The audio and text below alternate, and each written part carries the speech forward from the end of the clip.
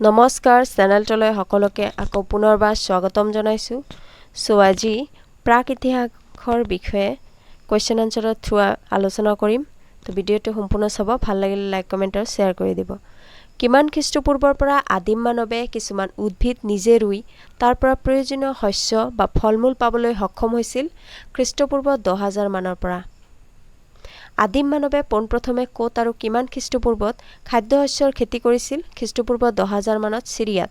কিমান খ্ৰীষ্টপূৰ্বত বনৰীয়া ভেড়া পালন কৰাৰ প্ৰমাণ পোৱা যায় খ্ৰীষ্টপূৰ্ব 9000 মানত জাগ্ৰস পাৰ্বত্য অঞ্চলত আদিম যুগত কিমান খ্ৰীষ্টপূৰ্বত ঘেহু আৰু বাৰ্লিৰ খেতি কৰা হৈছিল খ্ৰীষ্টপূৰ্ব 8000 মানৰ পৰা মেছপটেমিয়ামৰ বিস্তীৰ্ণ অঞ্চলত প্ৰাক ঐতিহাসিক যুগত প্ৰথম ধান খেতি বোধ কৰা হৈছিল কোত আৰু কিমান চনত চীনত খ্ৰীষ্টপূৰ্ব 6500 মানত প্ৰাক ঐতিহাসিক যুগত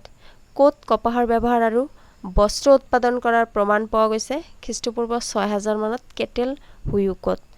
প্ৰাক ঐতিহাসিক যুগত কোত আৰু কিমান খ্ৰীষ্টপূৰ্বত